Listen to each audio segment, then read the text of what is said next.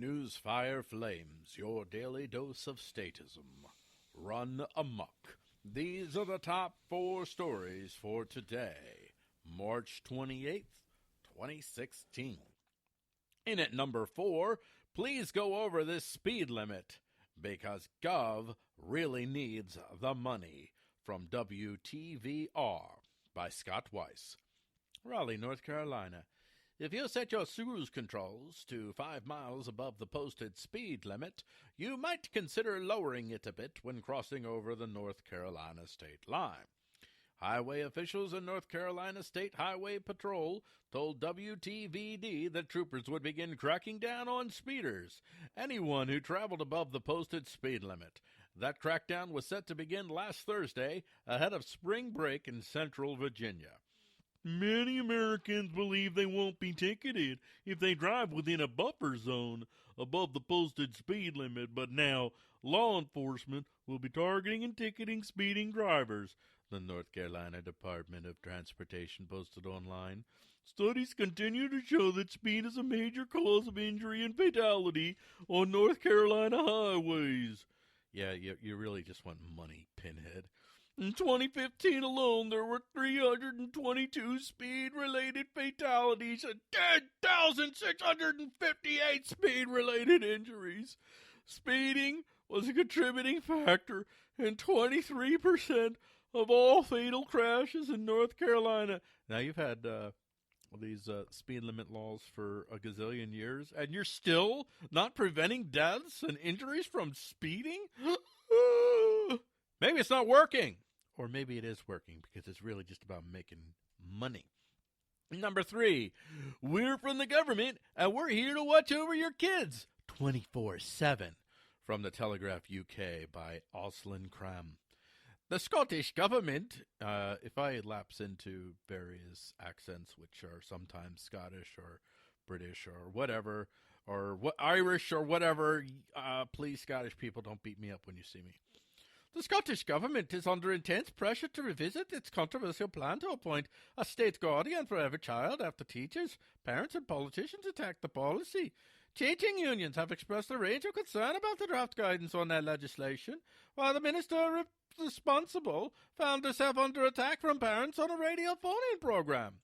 Parents described the policy as interfering madness, a Big Brother approach, and a sinister attempt to meddle in the lives of ordinary people. The legislation, part of the Children and Young People Scotland Act, is due to come into force in August 2016. They will be expected to assess a child's well-being against 8 key indicators, including factors such as whether they are safe, healthy, included, and respected. Included and respected. The government will help you decide if you are including and respecting your children. Hey! Nicola Sturgeon, the First Minister, insisted the scheme will help vulnerable children, while critics say it breaches the human rights of parents and are pursuing a legal challenge against the plan. Ken McClintock, the Labour MSP and a candidate for the leadership of the party in Scotland, said the move would not make children safer and called on the Scottish Parliament to revisit the legislation and to fully scrutinise the SNP's plans to interfere in family life. So there you go, folks. Government in Scotland is going to make sure that you are inclusive and respectful to your children. So you're going to have like a Daddy Gov shadow in your home or something. So yeah, I think that would go over really well. And you know, that's what happens. Government just assumes more and more roles and responsibilities. It's just what it does. Number 2, my votes, my freedoms, my GOP convention. I just got blocked today, by the way, from a cruise, it was a cruise bot. A bona fide cruise bot. I'm not going to say his name, but you know who you are, you freaking tool. He posted something about about Donald Trump saying he thinks he needs to change. He wants the rules in the convention should be changed so that really whoever has even the plurality of votes that they should be the nominee. And the guy's like, you can't do that. You can't change the rules. And I'm like, well, why not? You guys change the rules all the time. It's arbitrary. Everybody can change the rules. I don't know what you're talking about. He couldn't get it through his thick skull that I'm not a Donald Trump supporter. I'm just pointing out his hypocrisy. And my point was this story right here from Superstation 95. According to various members of the National Republican Committee, Rule 40B no longer exists. Back in 2012, as Ron Paul gained serious... Did I almost confuse Ron for Rand? Gained serious momentum going into the convention, the GOP had to act fast to ensure their darling Mitt Romney was the eventual nominee.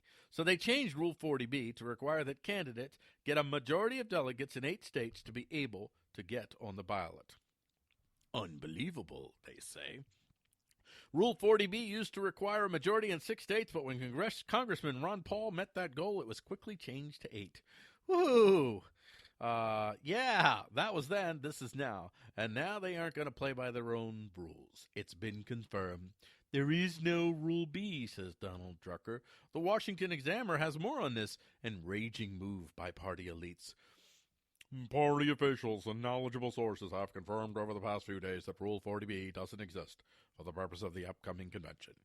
That means at this point the 3 candidates left in the race, front-runner Donald Trump, Senator Ted Cruz of Texas, and Ohio Governor John Kasich, are all eligible for the nomination, as possibly are the Republican contenders who have since suspended their campaigns. Also eligible are the Republican contenders who haven't been the Republican contenders, like maybe Paul Ryan, or maybe they're going to drop out. Drop out? Trop is not a real word, but I'm going to say it anyway. They're going to drop out the dead corpse. Our corpse is a lot. Well, okay, I'll just say the corpse. The corpse of Ronald Reagan. And maybe they'll give the nomination to the corpse of Ronald Reagan because, hey, why not? And now, ladies and gentlemen, this one is so good. And by good, I mean painful. I mean blood shooting out of your eyes kind of painful good. America's Ultimate Proxy War from the Chicago Tribune by Nabi Boulos. Syrian militia, armed by different parts of the U.S. war machine, have begun to fight each other on the plains between the besieged city of Aleppo and the Turkish border, highlighting how little control U.S. intelligence officers and military planners have over the groups they have financed and trained in the bitter 5-year-old civil war. I hope you got that in your head there. The fighting has intensified over the past 2 months as CIA armed units and Pentagon armed ones have repeatedly shot at each other as they have maneuvered through contested territory on the northern outskirts of Aleppo, U.S. officials and rebel leaders have confirmed. So you got the Pentagon fighting the CIA in Aleppo. And it's not their bodies that are going to be created.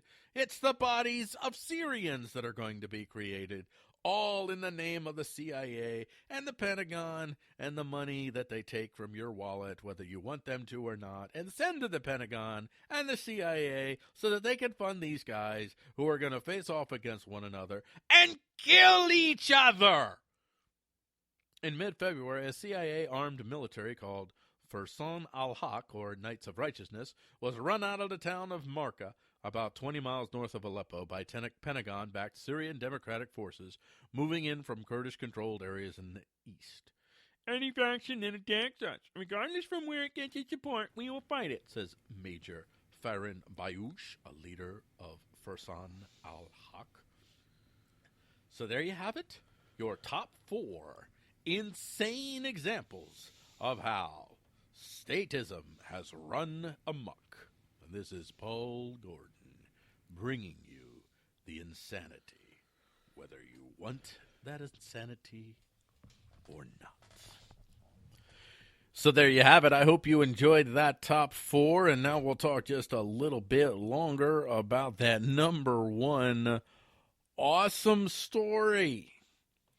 So what you have is one faction, which was funded by the CIA, and another faction, which was funded by the Pentagon, are now fighting each other using American arms, funded by American dollars, using American tactics. And here's a little bit more from that awesome article, which was in the Chicago Tribune.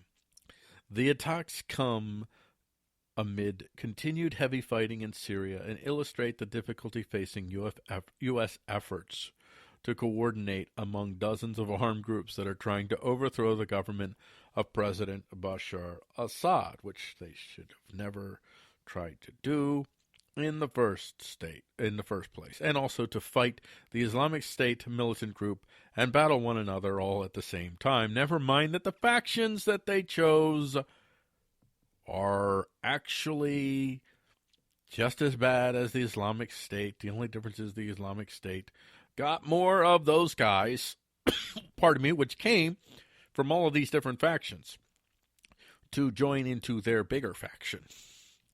So the brilliant Adam Schiff, Representative Adam Schiff, said, "It's an enormous challenge," said Representative Adam Schiff of California, the top Democrat on the House Intelligence Committee, who described the clashes between U.S.-supported groups as a fairly new phenomenon. "It is part of the three-dimensional chess that is the Syrian battlefield." No, it's part of the derp that is the U.S. foreign policy, which meddled in an affair which it should have never meddled in. It ended up funding a bunch of groups, sending a bunch of arms over to Syria that helped ISIL, Daesh, whatever you want to call those tools.